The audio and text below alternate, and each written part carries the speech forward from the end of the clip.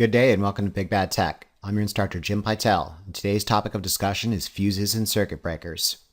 Our objective today is to review two common circuit protection devices, fuses and circuit breakers. We'll discuss their intended purpose, means of operation, differences between them, and common ratings.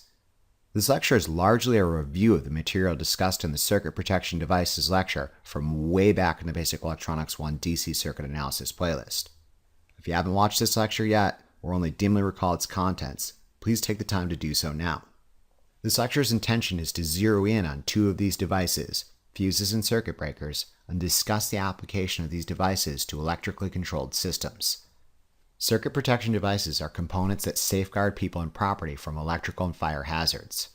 You are a circuit protection device. The simple act of just not doing stupid things is the first and most important line of defense when it comes to circuit protection. It is my intention that you understand, appreciate, and respect electricity, not fear it. It is as dangerous as it is useful, and there are laws, natural and man-made, that govern its wise use. Follow the rules. Follow the code. The National Electrical Code is there to safeguard people and property from electrical and fire hazards. Pay attention and don't operate devices outside their intended range, nor excessively overload them for sustained periods of time. If this advice is to be boiled down to a single standing order, let it be this: watch the current. Given our understanding of the basic DC power equation, we realize that power dissipated by a device is proportional to the square of the current through it. It is therefore understandable that it is of primary importance to maintain current at or below a certain predetermined level, since any increase in current constitutes a geometric increase in power dissipation. This is where not only a conceptual understanding of electrical theory comes into play, but also proper instrumentation use and the interpretation of numerical results. It is incumbent upon any individual using any expensive electrical apparatus they wish to keep in working order to continually monitor current. Avoid high current for sustained lengths of time. Pay attention and be prepared to shut it down at any moment you observe unusually high current for a sustained period of time, smell or see smoke, or worse yet, see flames shooting from the system you're working on. Know where the off button is and make sure you got access to it. Industrial systems often have strategically placed emergency stop buttons that allow an individual observing an unsafe action or scenario to immediately disable the system. Familiarize yourself with the location of these switches and know their intended purpose. Modern systems, however, cannot rely on near constant human intervention. It is for this reason automatic circuit protection devices are employed. Additionally, I don't mean to discount preparedness, but I do need to temper your expectations because things do go wrong to even well-prepared people. Understanding basic electronics theory does not grant you invincibility. No amount of conceptual preparation can prevent a faulted component from igniting the moment the power is turned on. The job of circuit protection devices is to prevent such problems from becoming injuries or damaging equipment. Today, we'll review fuses and circuit breakers, both different types of circuit protection devices that basically do the same thing. They open up and stop current flow just like an emergency off switch. They use different means of detection and operation, but ultimately they perform the same function. They stop current flow. Current protection devices are placed in series with the electrical load they are intended to protect, because elements in series with one another carry the same current. This is the most basic of series properties. Protection devices make use of this fact to selectively enable or disable current flow. If a protection device is closed, it allows current flow to the load, whereas an open protection device does not. Fuses. A fuse is a metal alloy element that is purposely designed to melt at a specific temperature and open the circuit. Here are two common schematic symbols for a fuse. Fuses are two-terminal devices placed in series or in line with the load it is intended to protect. For electrically controlled systems, you might find a bank of 3 fuses in the primary schematic protecting a motor, or one or more fuses in the pilot schematic protecting the control transformer. In the event of a short circuit in the primary or pilot schematic, the fuses would melt open and protect those devices in series with it. A fuse has a body inside which the metal alloy element is soldered or welded to the contacts, end caps called ferrules, or sometimes blades. Sometimes the body is glass or transparent plastic, and you can see the metal alloy element. Sometimes the body is opaque and filled with a quartz sand filler, for reasons I'll return to in a moment. When the fuse is intact, the path between its terminals is a closed 0-ohm path, and the circuit operates as intended. When opposition decreases and current reaches or exceeds a certain predetermined value for a certain amount of time, the fuse melts and the path between the two terminals opens and stops current flow by becoming an infinite resistance. The fuse is essentially acting just like a switch in series with the electrical device it is intended to protect. If the switch is closed, current will flow. If the switch is open, current will not flow. Fuses differ from traditional switches, though, in that fuses are one-time use only. When a fuse blows, it is rendered inoperable, and here's the important part. Once the fault that caused the blown fuse has been identified and rectified, the damaged fuse must be replaced with a functional fuse with the correct rating. Fuses have 5 common properties: rated current, time delay, rated voltage, breaking or interrupting capacity, and rejection type. We'll briefly discuss each property. Rated current. As mentioned previously, the business end of a fuse is a metal alloy strip that quite literally melts when current in excess of its rating travels through it. When you need to protect your circuit against a draw in excess of 5 amps, you specify a fuse with a current rating of 5 amps. Follow NEC guidelines for determining the recommended fuse size. Time delay.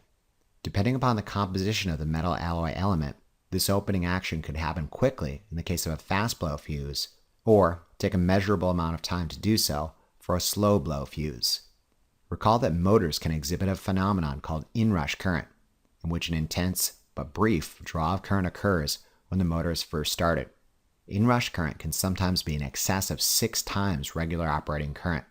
A slow blow fuse is often used in series with a motor supply voltage by allowing the temporary passage of such high current, but sensing sustained current draw, the fuse blows after a predetermined time. The delayed action of a slow blow fuse is a heat transfer relationship between current and time. The higher the current, the faster the fuse will blow. The lower the current, the slower the fuse will blow. Ideally, the inrush current for a motor and a properly sized time delay fuse will be quick enough to prevent the time delay fuse from blowing. Correct fuse sizing prevents unnecessary disruption under normal operating circumstances. Rated voltage. In addition to rated current, a fuse has a rated voltage, which indicates the maximum safe operational voltage limit. Larger voltages require physically larger fuses to interrupt the same amount of current, because even air could become a conductor with a dangerous arc forming between 2 high voltage points in close proximity. Breaking or interrupting capacity. Fuses also have what is known as a breaking or interrupting capacity, which is the maximum current that can be safely interrupted by the fuse. The breaking capacity should be higher than what the power supply is capable of producing during the event of a short circuit. Finally, some fuses are designated as rejection type fuses, in that physical modification of one of the 2 terminals comprising the fuse makes it impossible to insert a fuse with a different rating in the same fuse holder or similarly a fuse block. This is accomplished with an annular indent on the ferrule of some fuses or a slot cut into the blade of others. The dimensions of the annular indent or slot do not allow an improperly rated fuse to be inserted into the same fuse holder or block. Here's a non-rejection type fuse being employed in a fuse block. Note the flat and featureless ferrules. Here is another fuse block designed to hold a rejection type fuse. Quick note about fuse holders. Do not open them while the system is operational. They're not intended to be on and off switches. Recall that even air can be considered a conductor between 2 high voltage points in close proximity. A purposely designed means of disconnection accounts for this possibility by providing a means of quickly extinguishing any arc that may form between the 2 points. As we'll learn later, circuit breakers designed for this purpose employ some pretty exotic means of doing so. Once the system is properly shut down and properly locked and tagged out, only then can the fuse holder be opened and the fuses inspected and/or replaced. In addition to following proper lockout and tagout procedures by keeping the fuses with you while you perform a maintenance procedure establishes yet another layer of protection, preventing the inadvertent startup of equipment. The advantage of fuses is their incredibly simple operation principle. As long as the rated voltage and breaking capacity of the fuse is appropriate for the application, they are an inexpensive and reliable means of defense. This being said, a blown fuse is a non-reusable component. Following safe work practices, the system must be locked out and tagged out, the error that caused the high current removed, and the old fuse must be removed and replaced with a new one if the system is to operate again. In short, replacement requires intervention, and it is sometimes not a simple process. Because of this disadvantage, fuses often form the final but most reliable line of defense for circuit protection. If there is a line that absolutely must not be crossed, a fuse is there to figuratively burn down the bridge prior to letting the whole castle burn down. The metal innards of the fuse are sometimes packaged in glass cartridges or plastic blades for automotive applications. These make inspection of the fuse incredibly easy. You just look at it. If the metal strip inside is melted, the fuse is blown. If the metal strip inside is intact, the fuse is most likely good. Here's a couple of glass-bodied fuses, both of which are 30 amp, 32 volt fuses. Note the metal alloy strip in one of these fuses is melted because it's been blown.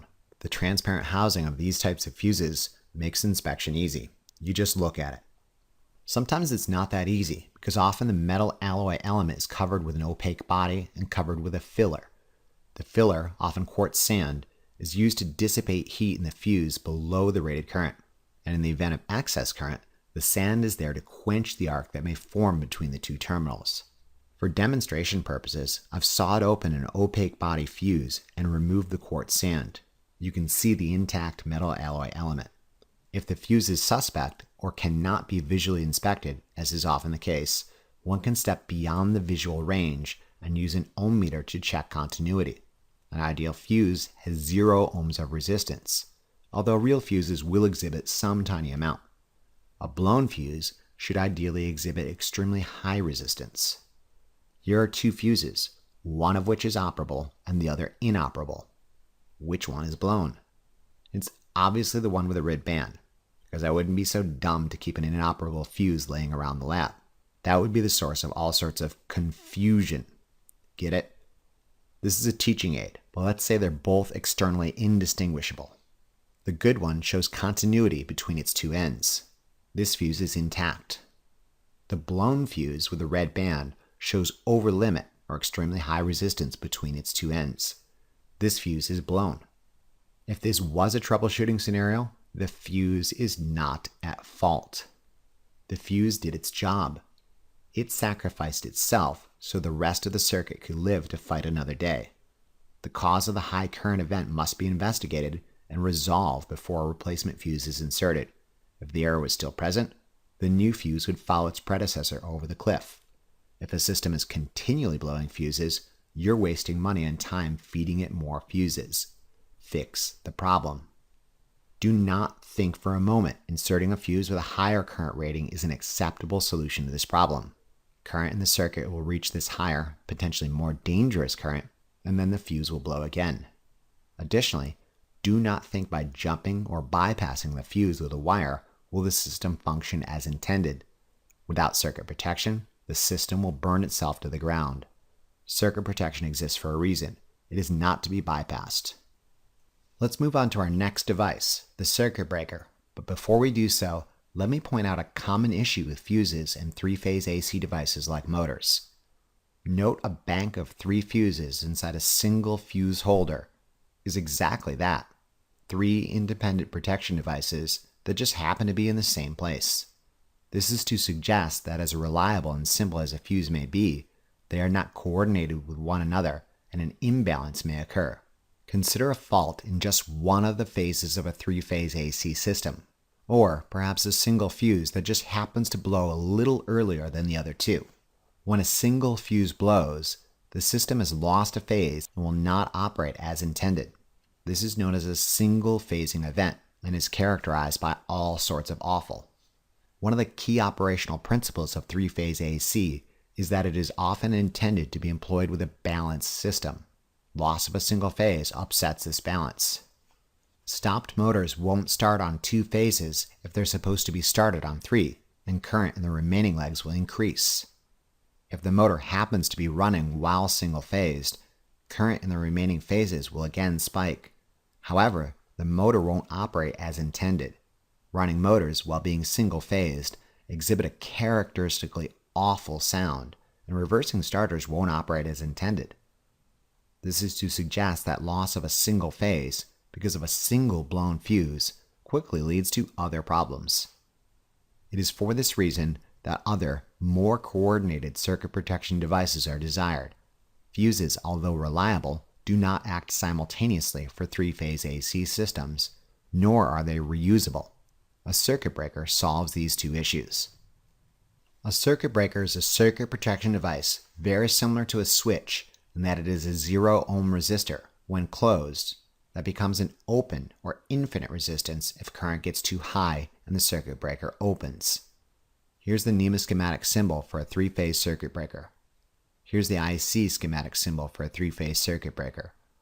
Note the mechanical interlock for all three switches. The circuit breaker is now a single point of control that opens or closes all three sources simultaneously.